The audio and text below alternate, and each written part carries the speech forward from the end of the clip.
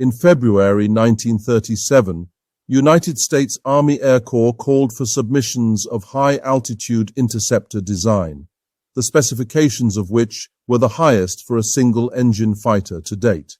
It nominated a speed of at least 360 miles per hour at altitude and a climb to 20,000 feet within 6 minutes. It needed to house at least 1,000 pounds of heavy armament, including a cannon, a liquid-cooled Allison engine with a General Electric turbo-supercharger, and, oddly, tricycle landing gear. If anyone knows why Army Air Corps Circular Proposal X609 included tricycle landing gear, please tell me in the comments. The Bell Aircraft Corporation conceived and designed the P-39 prototype as a weapons platform, with the unconventional placement of the engine behind the pilot. The nose was freed up for a 37mm T9 cannon, complemented by a combination of 50 caliber machine guns mounted in the wings and 2 more 30 caliber machine guns on the nose.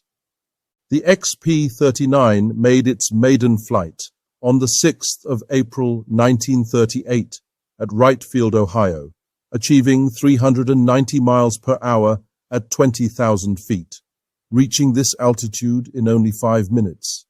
However, the P-39 was found to be short on performance at altitude.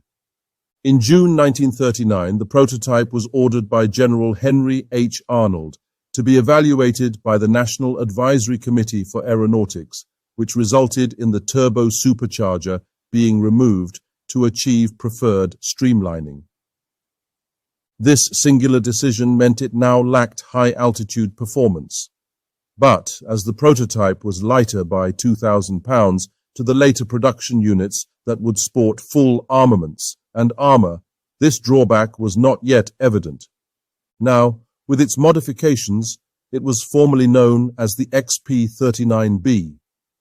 Unfortunately, the original P-39 excited the British RAF with its outstanding performance aspects.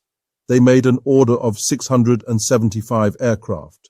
The British armament was 2 nose-mounted 50 caliber machine guns, 4 303 caliber Browning machine guns in the wings, and the 37mm gun was replaced by a 20mm Hispano-Suiza cannon.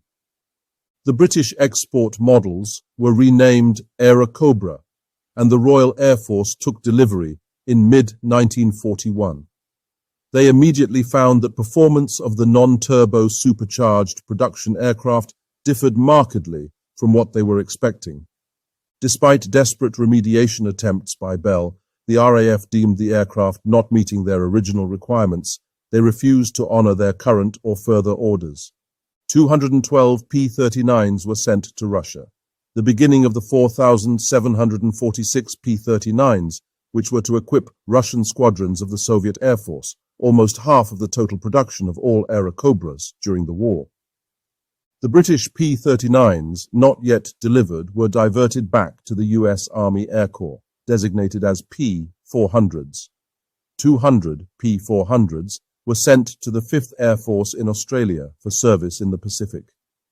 Despite its shortcomings in the European theatre, the P-39 found a successful niche in the Soviet Air Force, which used it extensively on the Eastern Front. The aircraft's performance was markedly better at lower altitudes, where it could leverage its robust armament and respectable agility. The aircraft's firepower was particularly effective against ground targets, making it a valuable ground attack aircraft in the hands of Soviet pilots. On the Eastern Front, most aerial battles were flown at lower altitudes at around 15,000 feet or less, and here the P-39 could match the speed and agility of the German aircraft. The Russians produced 28 aces, with at least 15 victories flying P-39 Airacobras. Alexander Pokrishkin scored approximately 48 victories, and Grigory Rechkalov scored 44 victories in P-39s. The nickname for their adopted Airacobra with Soviet pilots was Kobrushka, Little Cobra, or Kobrastochka, a blend of Cobra and Lastochka, Dear Little Cobra. The most notable variant, the P-39Q, was the most produced version, featuring 450 caliber machine guns in the wings and eliminating the underperforming 30 caliber nose-mounted machine guns of earlier models. In comparison to the best fighters of the day, such as the P-51, P-38, P-47, Bf-109, Spitfire and Zero, it got a bad rap because of its poor showing in the early European theatre. This arena was for the most part high-altitude aerial battles, and without the turbo-supercharger, the P-39 just could not compete. However, in other theatres of war, flying low-level operations, such as the Eastern Front in Russia, in the Pacific and North Africa, it performed rather well.